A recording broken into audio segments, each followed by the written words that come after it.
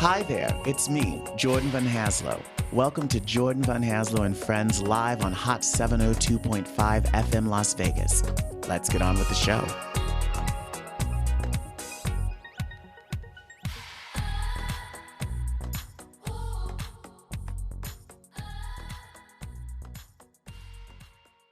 Hello, everybody, and welcome to another week of Showtime with Jordan Van Haslo and Friends, right here on Hot 702.5 FM.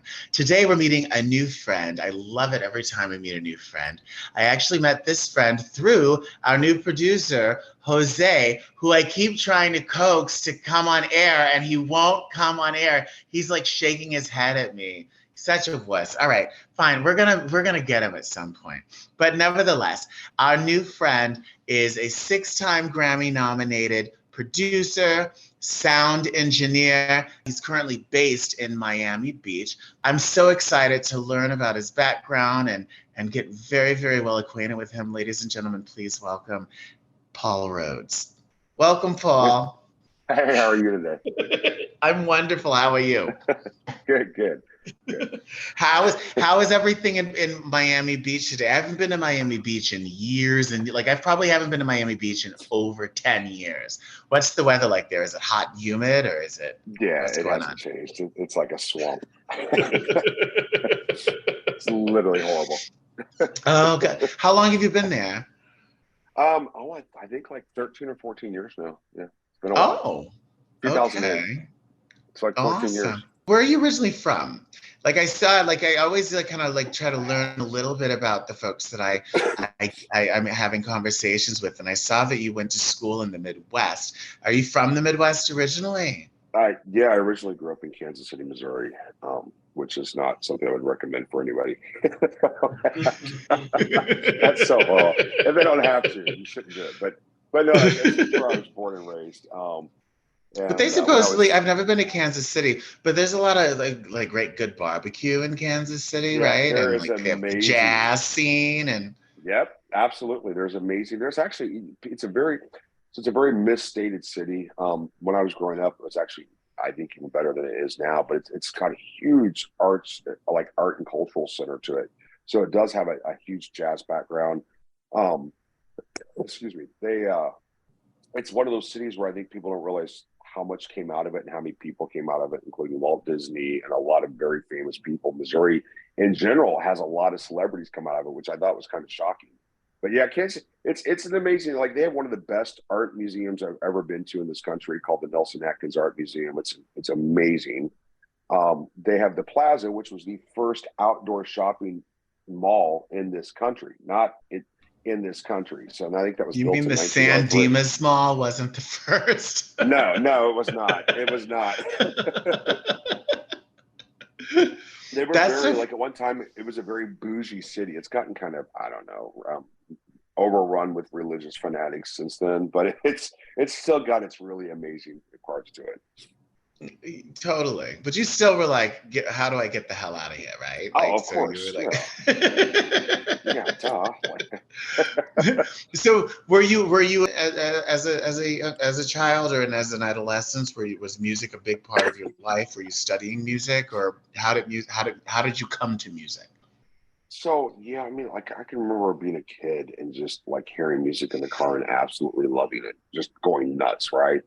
And it was kind of like my go-to my entire, growing up as a kid, it was my entire go-to. I played different instruments growing up. My grandmother had a piano in her house, and I would go over to it as a kid, and I would just sit and beat on the keys. But then I started just playing stuff back, without her having to give me any sheet music. And she was like, well, how did you learn that? I'm like, I just listened to it. And so she went out and got me, which was so appropriate. I think I was like 8 or 9. She got me the Liberace Big Book of Music. And I was she knew way before I did. She knew. She knew way before I did. So, but I got that book and I started to look at the notes and learn music. And I think that's where a large part of it started, was that I loved that freedom of expression she gave me. And then as I got older, I went into band and I attempted to play a clarinet, which my beagle would swear was a form of torture for him. And then I went on around and try to play other instruments like the violin and stuff. And, you know, I mean, I learned a little bit of everything, never really mastered anything besides the piano. So yeah. So like the piano's like where you're home musically as far as it's where my fingers feel the best. No pun intended.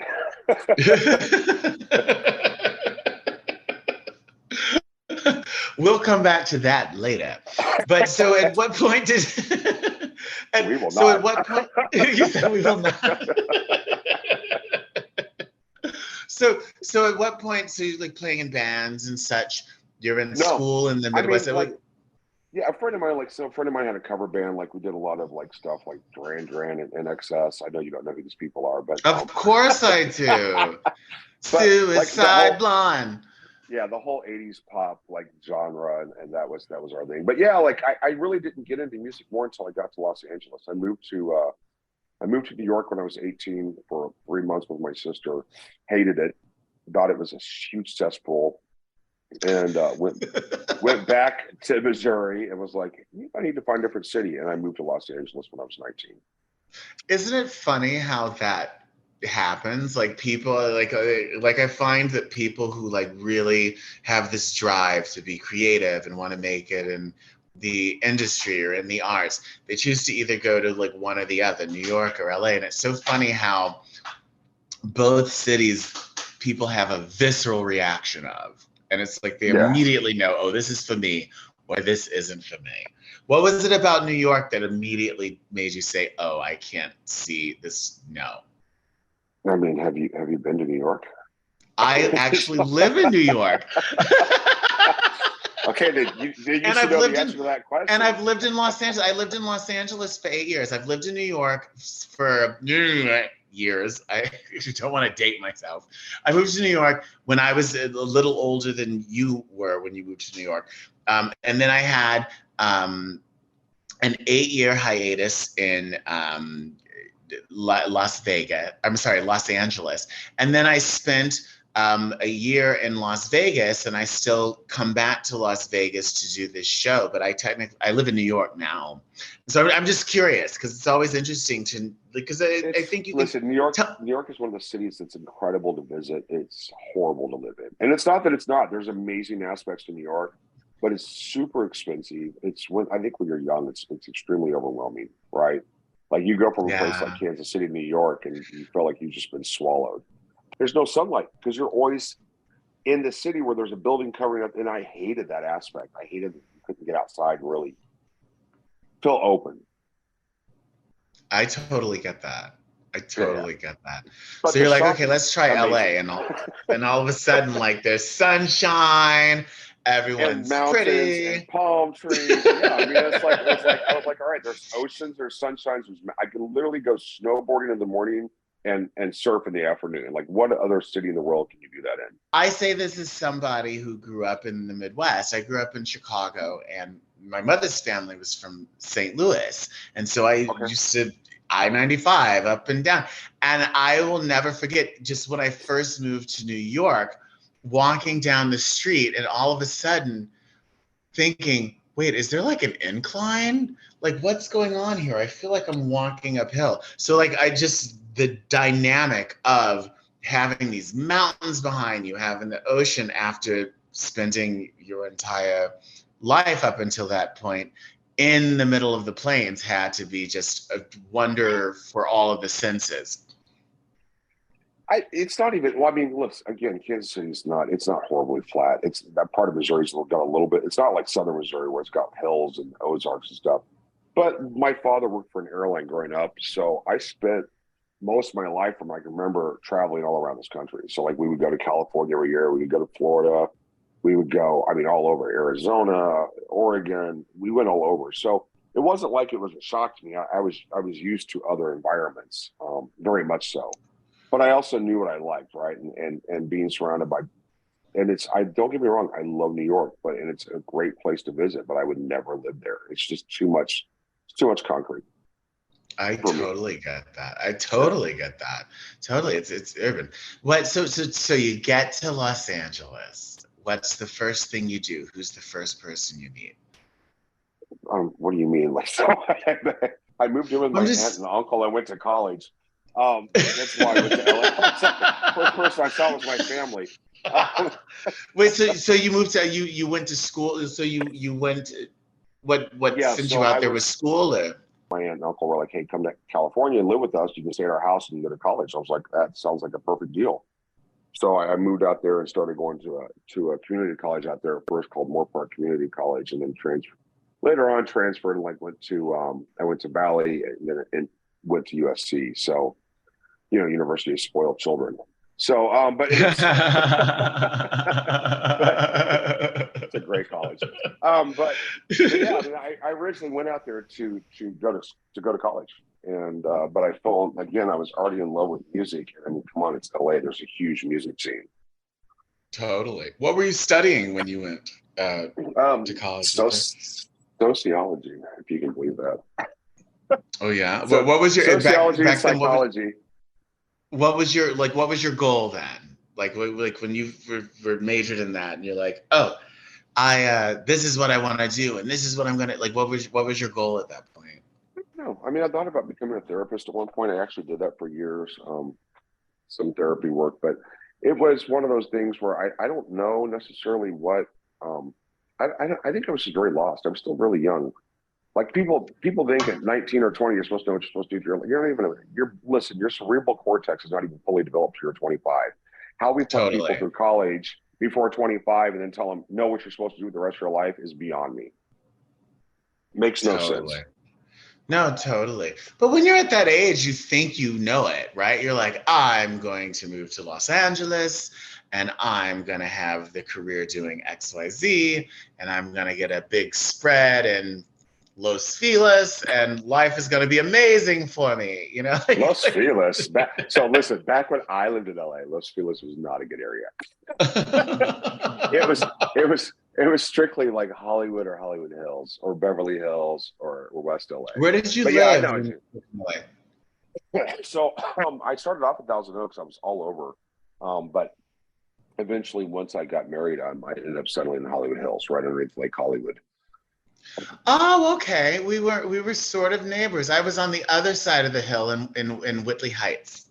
Okay, I know. I Like know kind of. exactly where that's at. Yeah, I know Yeah. exactly. Yeah. So yeah, I was right. How, If you go underneath that tunnel off Cahuenga, right there, if you're like going towards, if you can either go Highland or Cahuenga towards the Hollywood Bowl, we were in the middle, right there on Holly and Primrose. So okay. Cool. Yay. Okay, so I'm sorry to sidetrack because I really want no, to it's get okay. to the music. Yeah. But I'm fine. I always find it so interesting, right? Because the older I get and the more like I reflect on my life, I really start realizing how so many of just my life experiences really, really have made really have informed like my artistic choices and how my career has gone. So I can totally fall down that rabbit hole. I do apologize. So you went to LA, you studied sociology and psychology, you were living with your family, but there was this wonderful music scene. Then what happened? Well, I don't know if it's like that, but yeah, that's you're close down the road. There was a music scene and I was 19 and openly gay. And, and I started hitting all the clubs. I started going to, back then, there was a club called Arena Disco. It was owned by Andy Warhol. It was an amazing club. So I used to, sneak into the clubs there because I wasn't 21. So we would do that. We would do Arena. We would do Circus Disco. We'd go to West Hollywood. We'd go to Hollywood, Coconut Teaser, Whiskey A Go-Go, Troubadour, all the great clubs that were out there back when I was younger. And I just bounced upon this music scene where I started hearing underground music, right? And it was raves and underground electronic dance music. There was this whole new world of music popping up from, coming out of the 80s and the early 90s in this dance scene. And I was just intrigued with the music. Like it spoke to me. And so I started going into that scene and listening to that kind of music. And I was like, I want to do this. I was like, I want to write music. But there was still, at this point, a heavy influence of the 70s and 80s and the stuff that I listened to, right? So it was kind of like learning. And I'll say this, and I was very fortunate growing up. So my parents were very, even though we grew up in the Midwest, both my parents were very great about being, except for me being gay, they were very great about being very open-minded and accepting of different cultures, different classes, different structures. Like my parents taught me never to judge somebody based on the color of their skin or what religious background they were brought up in, or Right. they were always like, look at the person, right? If so, you got to understand in this time and day and space, for people in the area I grew up to be in that open-minded, that's unheard of, right? Most people were very racist and bigoted. So I grew Totally. up in a family where we listened to every type of music. We had every type of culture. There was no, there was no one specific thing that was right or wrong. And I think that's part of what had such, because my music taste by the time I was 19 or 20 was already had such a mass variety of different genres that I was open to hearing new stuff, right? I think a lot of people get stuck. Like I have friends of mine that are my age now, and they're like, "Oh yeah, Metallica," and I'm like, "Bro, like you realize it's not 1986?" I'm like, "What's 35 wrong with years you?" later, like, I was like, yeah. "Yeah, like let AC/DC die. There's a reason they're done." I'm like, you know what I mean? But like, there's people get stuck, and I think that's one of the biggest things is as an artist, or at least that I learned early on, was that there's so many different types of music, right? You got everything from jazz to blues to folk to country to rock to dance to disco to classical, and everything has its own incredible flair to it if you can hear it, right? Totally. And each of those individual genres that you've mentioned, each are continuing to evolve. And Correct. the people who are really making noise in each of those genres now aren't doing the same thing that people were doing in those genres 40 years ago, 50 years ago. So yeah, I agree wholeheartedly. So yeah, I think that's, to answer your question, a really long answer. I think that's where that love came from. But once I hit the EDM scene in LA, it was done for me. I knew it's what I wanted to do. Yeah. Yeah. So did you start as like a DJ, or like how did you start making music as a career? So I'm going to offend some people on your show right now, and I'm okay with that. To me, it's not that it's anymore, but back in the day, DJ was such a dirty word for musicians, right? So I'm a musician. And back in the day, a DJ was a person that spun records. They weren't a person that went out and wrote music. Now I realize it has a very different connotation now. But no, Uh-huh. I did not DJ back then, because I didn't go out and start playing other people's music. I very much jumped into the fact that I wanted to write my own music. Like I wanted to write my interpretation of what I was hearing, right, and what I felt. And so I don't say that like bagging, because like I have so many friends that are huge DJs and they're such talented musicians. But that's where I think through the 90s and 2000s, you saw people progressively go from just spinning, you know what I'm saying, just putting vinyl on and spinning. And that, don't get me wrong, it's an art. It's just a different form of art. But Well, I it's a think you different form. saw, It's curation, right? It's kind of like yeah, when you're yeah, at a yeah, museum, like there's the artists who exactly. like have their paintings on the wall, but then Yeah. there's the curator who's like, okay, this is Yeah, what all this right. exhibit But, is going to be about. and I lived through that whole era where there was Napster and pirating and people doing that, and it was a very, like, I'll be honest with you, a lot of us didn't make a whole ton of money for a long time because of those types of things, right? So that crossing. And I love what you're saying about it being a creator, but there's still a side of me that's a little bitter, a little salty about people spinning something that I wrote and making tons of money. And I'm sitting there like, hey, where are my royalties? Like this 2 cents on the dollar is not going to work. You know what I'm saying? So it's one of those things I was like, But no, and I think it has changed. So no, I started off writing music. I've always listened to music since listen, like I was the guy that would make mixtapes on my boombox in the 80s. Like, because that's, I loved doing that as well. But no, it started off for me wanting to write music, and I bought my first keyboard when I was 20 and started hounding it out, like pounding it out on it. I don't remember what it was. It was a Roland something. I don't remember the exact number. I'm like, so no, did not start off as a DJ. It started off with me wanting to write music.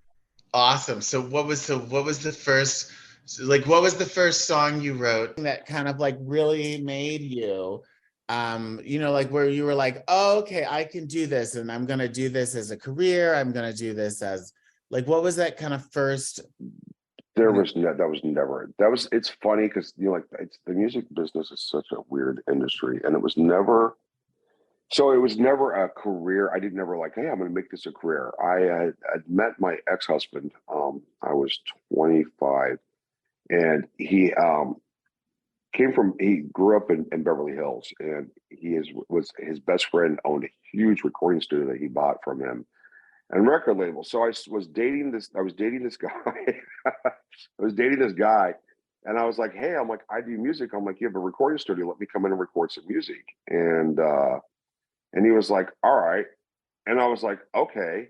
And it's funny because he hired an engineer for me. He had people come in and do everything for us. So long story short was I had a friend of mine that I had met working at the LA Gay and Lesbian Center in Los Angeles. I'd already switched over to them by this point. And I asked her to come record an album with me. And oh my God, my cat's so cute right now. And so like we went in, we started recording our first album. My first band was the name of it was In Disguise. Like we named it together. And because she was definitely a lesbian. I was definitely gay, but we promoted ourselves Well, so like the marketer in me heard you said In Disguise. I would have called it In the Sky. That right? No, it's In Disguise. Like we were in disguise. I'm sorry. So, but no, it's absolutely. So we went and started recording our first album, and it was it was a very moody. It had a lot of '80s feels to it. It was still very pop in '80s, but I had already hit that EDM scene, so that started to kind of come into the music on our first album, and there was a lot of promotion, a lot of stuff behind it. We entered a couple contests, we got picked for one, and then we started getting national recognition through one of the songs that was on the album that got put into a movie. And it's just weird how things unfold, right? Like listen, I'll be honest with you, that album was not that great. It wasn't bad, but I don't think any of my music's that great. I think it's being at the right place at the right time and knowing the right person, right? Totally. Isn't that what they say? Luck is preparation meets opportunity. Kind of. I mean, that's kind of how that works, right? Yeah. So yeah, I mean that's where it started. Like, and then as I sat and watched the engineer do our first album, I started to get really interested on the technical side and like learning how to use. At that point, we were still on PCs because this was 1996, 97, and there was a program called Cubase, and that was that's what everybody was using. This was before Pro Tools came out. Mm-hmm. So I mean, it was just I would sit there just like look at how you could draw music in, and you could be on a computer, and if you didn't play a note perfect, or if you just wanted to have a drum line, right, and you didn't have a drummer, just drop one in, and I was like, wow, this is what I want to do. So that's where the love came in, was sitting and recording my very first album. It's probably the best album, in my opinion. It was probably the best album I ever did, not music wise, but just creative wise. Like there was like the joy of it, right? Like the joy. Yeah, it was so much fun. Just creating, and you're in the moment, and the people around you are in the moment, and you're just like, yes, like there's like nothing better than that. So how did you take it to the next level? So like you started getting national attention with this particular album. How did you take it to the next level? I don't know. Again, I'm going to say this. I don't think we ever took the next level. We finished our first album. I went back to her and said, hey, do you want to do another album? She said, yes. I said, okay, cool. And it made it a little bit easier because the person I was married to at that point, owned a huge recording studio and a record label, a couple of record labels. So it wasn't like I had to struggle and go get a record label to sign me. I just got signed, by my husband. Helps. I say this is someone who used to be married to a banker. That all helps a lot. It really does, And the thing was, he didn't, it's funny because they didn't have a huge label. Like it wasn't a huge American label. It was actually a Persian Iranian record label. So it was a record label that signed Persian and Iranian artists out of Iran. Right. Uh-huh. And I remember wanting to, I remember very specifically wanting to like, I was telling him, I was like, oh my God, there's this new artist out of Israel. Her name is Donna International. She has this guy that writes for her. His name's Ofer Nisam. I'm like, they're going to be freaking huge. You guys need to sign him to your label. And they're like, oh, their music's not great. Now, anybody that's ever worked in the dance music industry knows Donna International won Eurovision twice. right? Twice, not once, twice. Was probably the biggest artist to ever come out of Israel. And Ofer Nissim, I don't even need to say more, right? It's Ofer Nissim. But I remember Totally.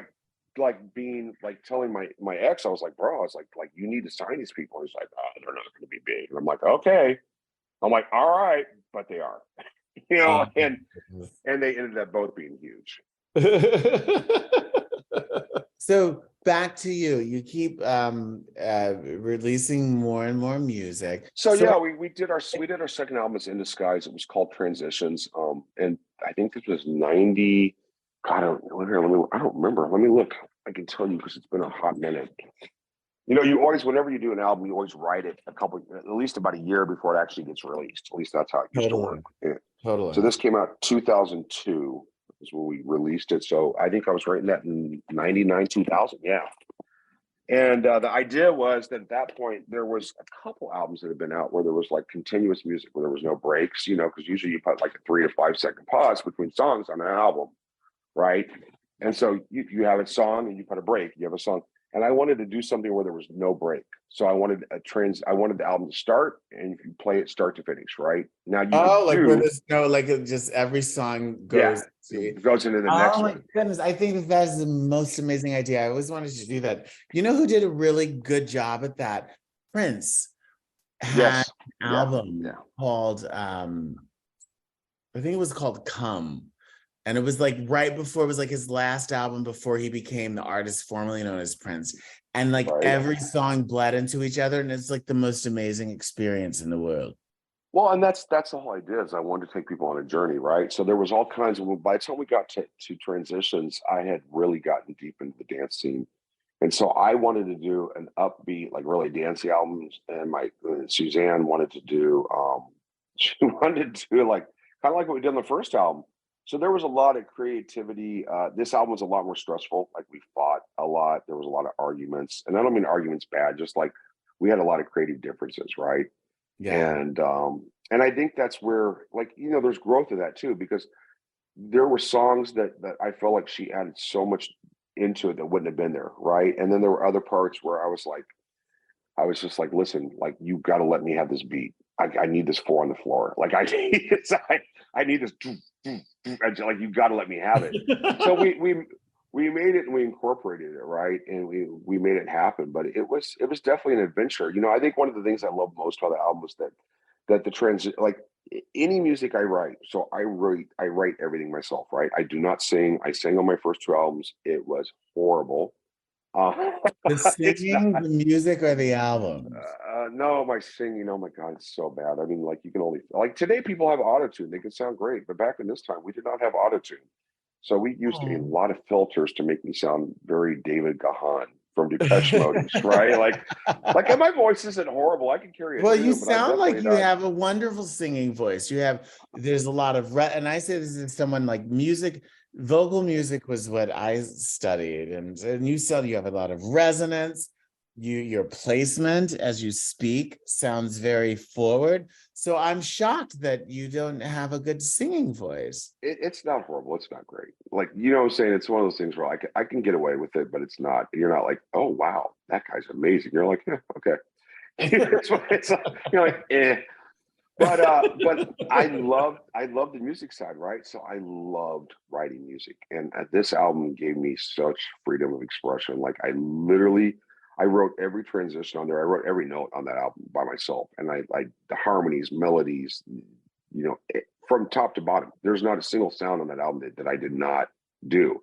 And I think it's one of the reasons I love is because that album's also how I started going into scoring movies. We did that second album, and then all these opportunities opened up. First for remixing, and then movie scoring. And it was kind of like my life was opening up. I couldn't see it, but I got asked to score this movie called True Love. It was a Sundance independent film, and I absolutely did it. And then I just kept growing from there. So it was one of those things where I think I was able to incorporate every genre of music I'd ever loved into one album. So there's classical pieces, there's jazzy pieces, there's dance pieces, there's pop pieces, there's R&B. It's got such a overfill of everything, and that's why I love the album. I still love that album to this day. Probably one of my favorite albums. Oh, that's the one. Is it still available? Like, can we go to like Spotify or Apple Music? Absolutely. So yeah, In Disguise, which was my first band, is available on all those platforms, every single one. Yeah.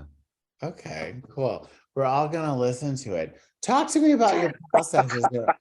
Wait, no, I didn't say that. Was not me being shady. Oh my God, you was like What? no, that really we are. I was like, actually, I was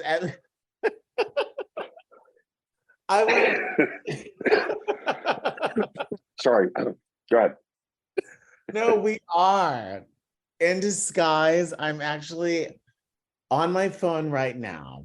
I'm Yeah, you on go to Apple. If you go to Spotify. Apple Music, No, go to I'm a Apple Music. Spotify person. Uh, I'm Spotify. Well, you're I not a won't hold that Spotify? against you. No, it should be on Spotify. It absolutely should be. And I still think band should have been called In This Guy, but we'll discuss. We'll agree to disagree.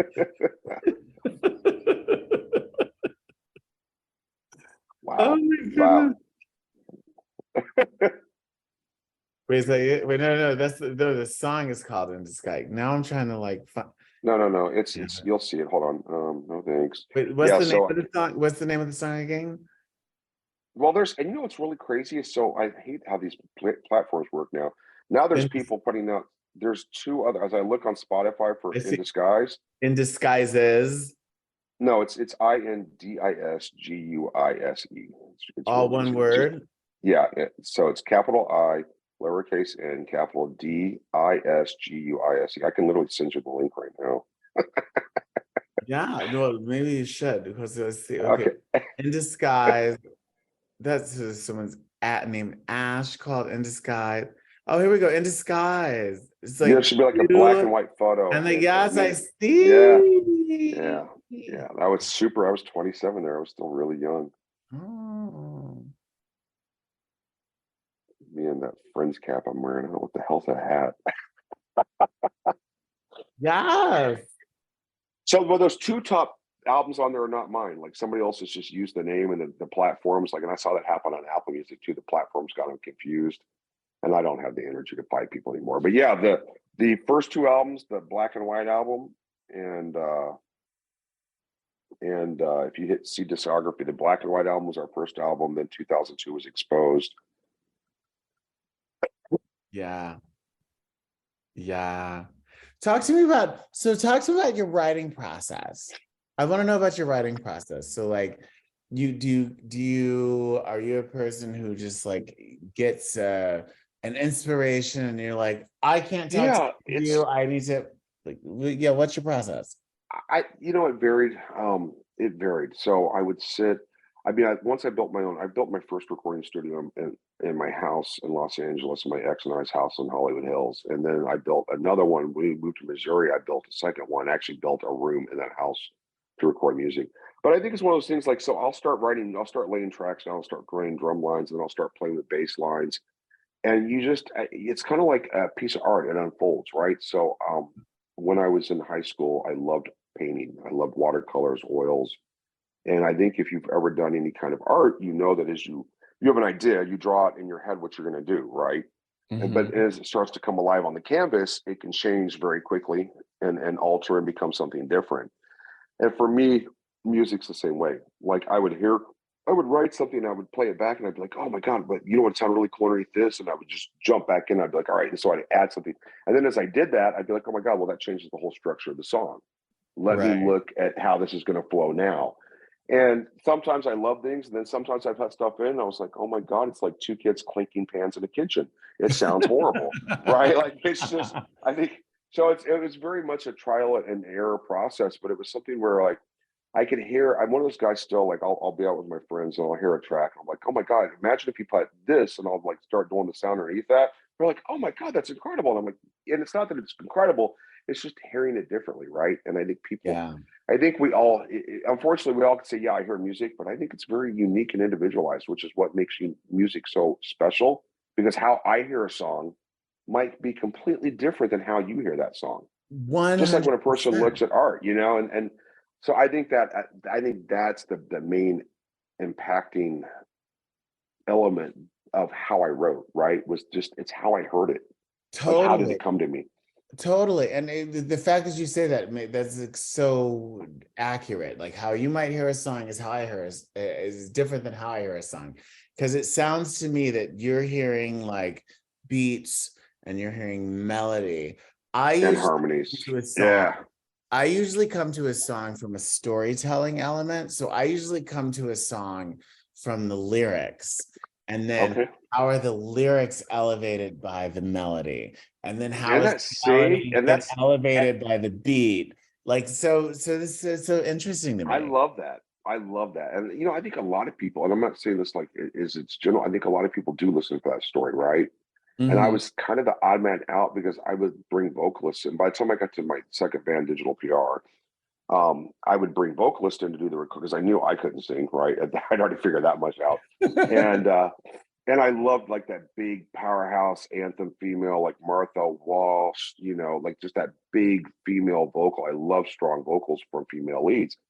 But they would come in there like, what do you want me to do? What do you want me to sing? I was like, I don't care. You can sing The Wall is White. I don't really care. I'm like, do whatever you want to do lyrically. I'm like, just make it fit with the music. And they're like, what is wrong with you? I'm like, and I'm like, I don't care about your freaking vocal. All I want to do is be an accent to the music. And they're like, God, you're horrible. Because most vocalists in the band think everything is about supporting the vocal, right? And the artist that's singing it. And I Totally. always wrote it from a perspective of I don't really care. Your vocal's just another instrument in this beautiful tapestry of art.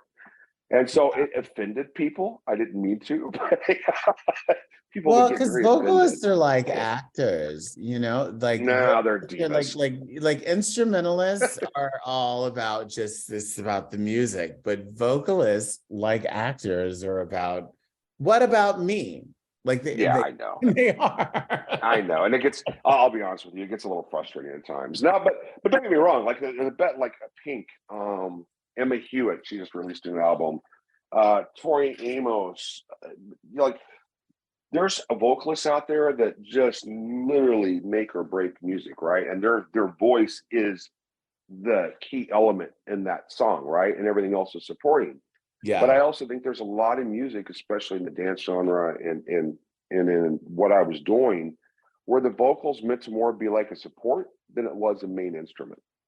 Right? That vocal should get you excited, should get you up and moving, but that music, that beat, that fat synth line, that incredible kick drum, that snare drum that's sitting in the back, that hi-hat that's got you like bouncing up and down.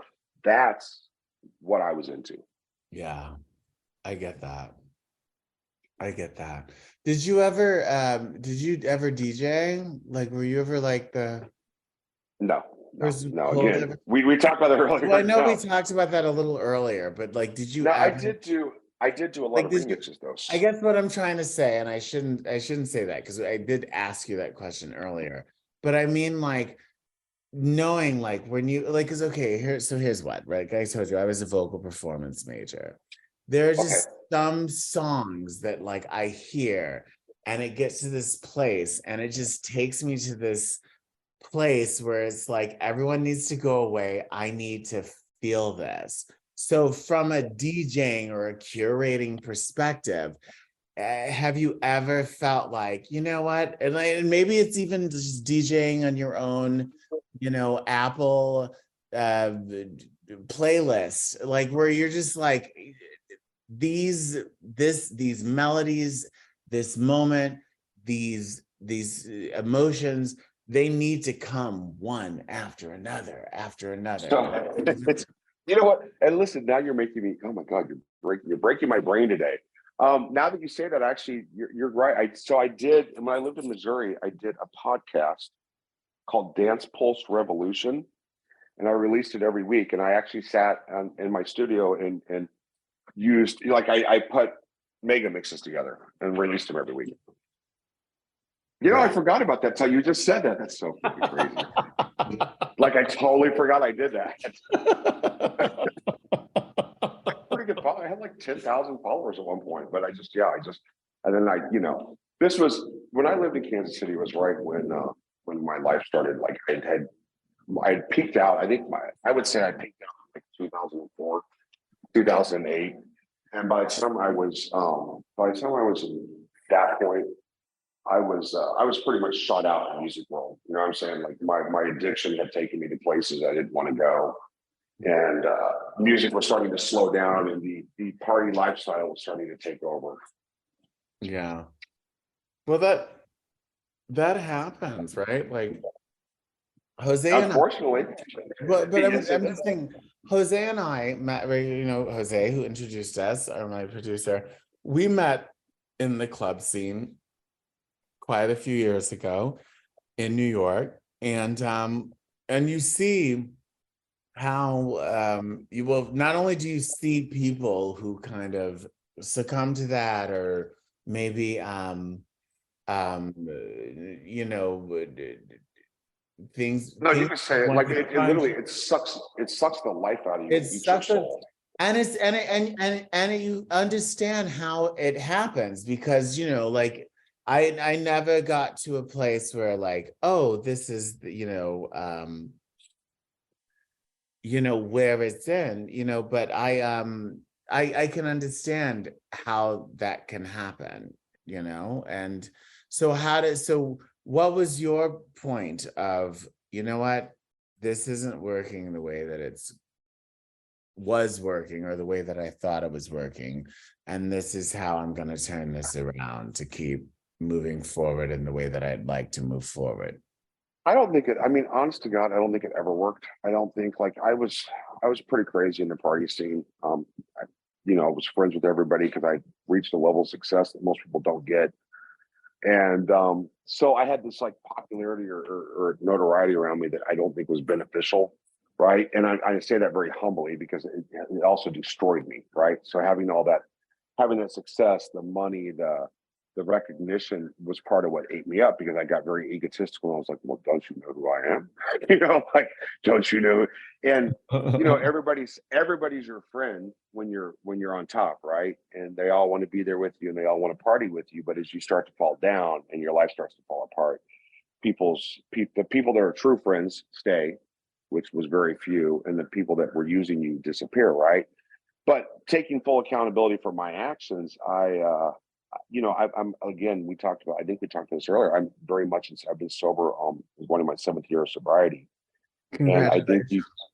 thank you. I think you get to a place where literally that lifestyle just takes everything from you, right? And it was taking away my creativity. It was taking away my life, my relationships, my friendships. It sucked almost everything out of me. No pun intended. In a really bad way, I right? told you we get back to the sucking at some point. Right? I said that. I told you. I'm good at True. what Very I true. Very true. Very true. So, but yeah, I mean, I think it was the beginning of the end for me, right? And I think I got to a place where things had just gotten dark. Um, and that's, like, I'm grateful now for that moment, but and I was talking to Jose about this because I managed to, like, a lot of the stuff I do now. I do a lot of stage managing for different artists and different events, and I was talking about the fact that everybody's like, "Why don't you write another album?" And I said, since I've gotten sober, I have no desire to. And I don't know if that's fear of I don't ever want to go back in that life I was living, or more of just like part of me's changed, right? And that creativity side of me is just altered. I still love music very much, and I still think about writing it at times. But the truth is like that was such God, that life. The music world is such a dark lifestyle, and people don't always comprehend that. Well, because the music is different. Like, and we know this. Like, if we think about what's going on with this is what I've always thought about the music world. You know, like we see what's happening with like the Writers Guild. I think what makes the music world different than being a television star, being a movie star, is the fact that like all of those worlds are unionized, Yeah, and there are contractual rules of engagements in terms of how we interact, how we get paid, how we do. But the music world is still a total free for all. yeah. It's kind of a freak show, to be honest with you, and not in a bad way, but it is. And there is like there's ASCAP and BMI, right? So there's a couple publishing companies that give you a little legal logistic or a legal liability to do things, but there's really not, unless you're signed to a label, and most labels don't care. My last label was EMI Records, and they just didn't give two hoots. They were just like, whatever, just either get sober or get out. I was like, all right, well, there you go. I'm like, let me get out. So, which I did, and it was. You're like, this is what I thought when I was watching The Rose. What the hell? Yeah, right. Exactly. Help me. But I, like these, it is interesting to say that because I did live in LA for 16 years and I love Los Angeles. But you see how I have a lot of friends that are pretty well-known actors and actresses, and I see how they're like the studios take care of them. Like how they take care of them and how they treated them, for the most part, pretty just. But you go in the music industry and you go into the record labels, and no offense, I could throw some names out, but I'm not going to try to destroy my entire career today. So most of those labels will feed you whatever you want, right?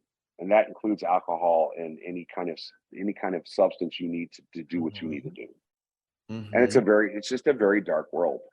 Now, mind you, that's not why I'm like, I'm saying I'm very clear with that I suffer from addiction, and that's but yeah, and there's just not a lot of structure. There's no regulation. It's a free-for-all in the music industry. It's a complete free-for-all. I also think too, download sites like and I'm not trying to rip on people, but I think download sites in some ways they were super liberating for artists like myself. Like I was like finally I got to a point when I had gotten 6 Grammy nominations and I couldn't get a record label that I wanted to sign with. I got in a place where I was like, screw you, I'll just do this independently on my own. And I started doing that. But I also think that a lot of these sites, like people treat music like it's easy to make and it's free. Like, oh, it's because I can hear it, I should just be able to listen to it because I turn my radio on, right? They don't realize that the amount of money it takes to produce a song. And especially before we had computers, like we have laptops now with things like Pro Tools and you're 100% Logic. right. When I sat in the studio and I was using ADATs and DATs and reels to reels, and you're sitting there, and your computer costs $10,000, and each piece of gear that you're using costs $10,000. That adds up really quick. It's hundreds of thousands of dollars to produce an album. Yeah, but I think that's the thing. People understand property, but most people, I don't think, can comprehend intellectual property, right? Correct. Like if I walked into your house, grabbed a vase off of your table and walked out, you'd call the police and I'd get arrested and everyone would say, why the hell did Jordan grab and steal something out of this guy's house? But if I take your song and I start replaying it in a variety of different places, people wouldn't have the same reaction or mentality about that. No, and they didn't, and that's what happened with the download sites. We're like, oh, it's just music, and I'm like, do you know, like when you're taking, because so you get, let's say you get $1 a song, right? By the time I paid my agent, my record label, the distributor, I'm literally like getting maybe 8 to 9 cents on each song, right? But you get 1,000 people to do that, or even 1 million people to do that. You're making money again, right? But we went from everything went from first vinyl sales, then to cassette tapes, and then CD, right? And so when you had that thing, you had a way to make a profit. You had a way for people to go in and buy something physical, right? And it wasn't shared. Once the digital age came out, it was amazing for artists like myself because you could produce quicker, you could write quicker, you could do things differently, but it also tapped into the potential to make money. So if you didn't have a huge label behind you watching where every distribution went, and somebody literally, a lawyer's behind that going, you can't play the song, you can't do this, you can't distribute, people lost a ton of money. 100%. And I used to use that analogy. I'd be like, well, how would you like if I walked in your house and stole your TV? They're like, that's stealing. I'm like, that's what you're doing when you take my song and don't pay for it. I'm like, you're literally coming to my house and stealing. 100%. And they're like, no, they're like, it's just a song. And I'm like, and it's just a TV. You'll be okay. Totally. I was really salty about it for a long time. And can I be real? I never really got that until the current writer's strike. I've never, the writers, struck, 10 years ago. I represented Actors Equity at the last writers, at a picket. And in talking to people, I never really thought about the fact, like you said, unless you have a label behind you, but the label isn't actually on your side. No, they're there to make money. They're there to make money. and they will exploit you as much as they do. And like, it's really kind of fucked up. It really is. It really is. It's one of those things where I think people don't comprehend like how much goes into even a movie or a TV or a commercial, and how many jobs are dependent upon that money that comes in, right? 100%. And Not just the I think people when on they the start set. to, Yeah, and not just people on the set, but all the people surrounding it.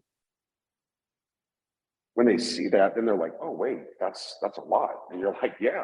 So when people were stealing music, like especially when I was doing my music, there was just not a whole lot of money to be made. Thank God I was married to somebody. For my ex-husband is probably the most amazing man in the world. Still my best friend. We've been when I got sober, we got divorced, which sounds really crazy, but it was just what worked for us. But I mean, like, he bankrolled a lot of my music career, especially early on when it was in disguise. Yeah, that's wonderful. Well, listen, I could totally sit all afternoon and talk and talk and talk, but unfortunately, we're coming to the end of our time because I guess there's like ads and there's like other shows that follow mine. I don't know what that's about. But how can we end on a lighter note? I know we kind of just went a little like in. Are you working on anything really, really fun right now that we can our listeners can check in on? It's funny. I'm sitting here looking at my house, and I've got a living room full of studio gear. That my everybody's like, just get rid of it, just sell it. But there's a part of me that wants to do another album, and I'm thinking about it. Digital PR was my flagship band, and I love that band. It's where I got all my Grammy nominations. It's where everything happened, and it's where my love for music really started to grow. So I think, I don't know what's in my future. I know I've got a different life now that I love very much, but music is something that touches my soul on a daily basis. It can take me and put me in the best mood, or it can walk me through some of the hardest moments of my life. And I don't know if I definitely want to, for sure, say I'm never going to do it again. I don't know where I'm at with that. Yeah, well, please, once you decide, let us know so we can let all of our listeners know. It has been an absolute pleasure getting acquainted with you. Oh my God, thank you so much. Thank you so much for having me on here today. It's been an absolute pleasure. Absolutely. And I hope we have the opportunity. I don't know when I'll next be in Miami Beach. I haven't been there in forever, but hopefully we can have the opportunity to meet in person, have a drink, not drink, have a coffee. And you can drink. I'll tell you all the drinks you want. I don't mind that. It doesn't bother me at all. But thank you so much for joining us. And thank you all out there in Radio Land for joining us for another episode of Showtime with Jordan Van Haslo and friends right here on Hot 702.5 FM Las Vegas. And don't forget, you can download the Hot 702.5 FM app and listen to the show in real time. And please check out hot702.5fm.com.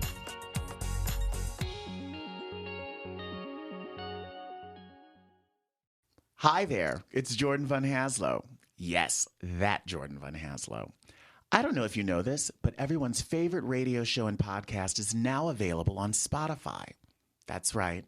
Showtime with Jordan Van Haslo and friends, my weekly one-on-one chat with some of the most interesting people I know in entertainment and the arts, can now be streamed on Spotify. I share real estate with Joe Rogan.